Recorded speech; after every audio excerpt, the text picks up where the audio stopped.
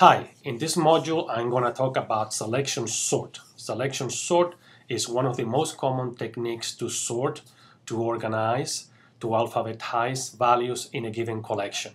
We're going to see how simple it is, and at the end of the technique I'm going to do some basic analysis about time performance.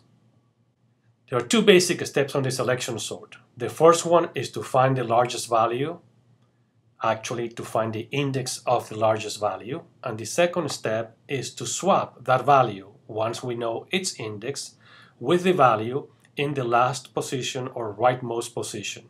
And then we need to repeat these two steps until all the values are sorted. So on the screen we have 5 numbers. Keep in mind that this technique is applied when we have a very large numbers of items. I'm using only 5, but you should think in terms of tens of thousands, hundreds of thousands numbers that needed to be sorted. Given these 5 numbers, the first step is to find the largest value. Well, the largest value is 37. Second step is to swap that value that we just found with the value in the rightmost position, which happens to be 13. So we're talking about swapping the position of these two values. So the other values stay the way they are. So 29, 10, and 14 do not change value, but 37 and 13 are going to swap their positions. So notice that once I finish the first 2 steps, I have one value, which is the largest value, 37, in the correct position, which is the last position of these 5 numbers. Now I need to repeat the same technique, the same 2 steps, for the other 4 values that are not sorted.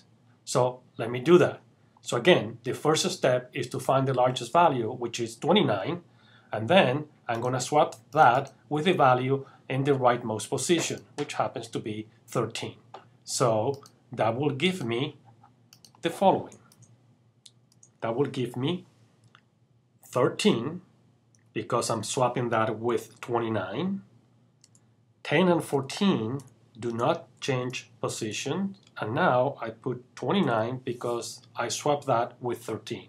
And obviously, from the previous iteration, I have 37.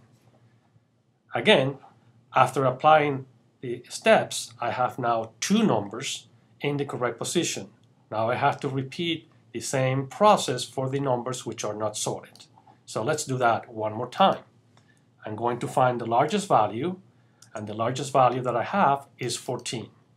And then I'm going to swap it with the position, with the value in the last position. But we realize that 14 is already in the last position, so there is no need to swap.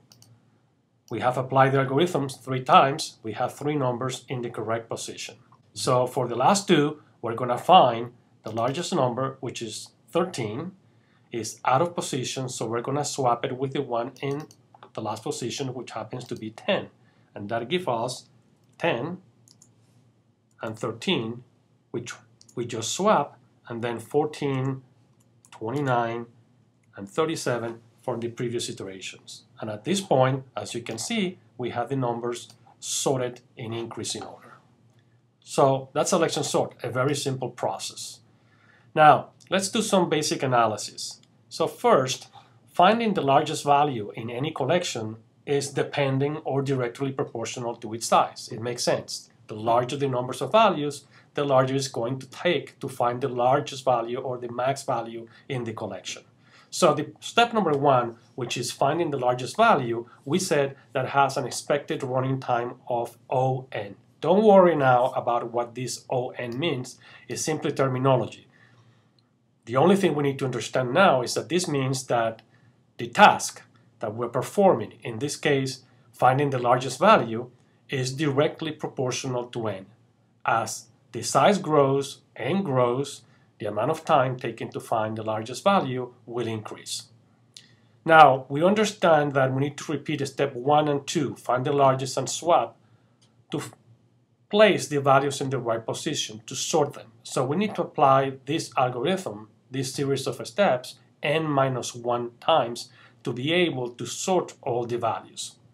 So we have something that takes place in n-9 times and something that takes place in n time or is proportional to n. Therefore, the expected running time for this algorithm we said is n squared. This is why selection sort is known as a quadratic sort, because the expected running time of this algorithm is proportional to n to the power of 2, n squared.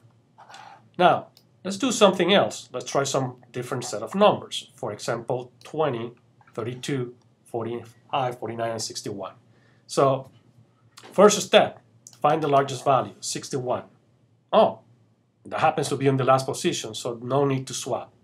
Okay, next step, 49, happens to be in the last position, no need to swap. 45, we realize it's also the largest value in the correct position, 32 is in the correct position, and 20 is in the correct position. In other words, the numbers that were given to us were already sorted.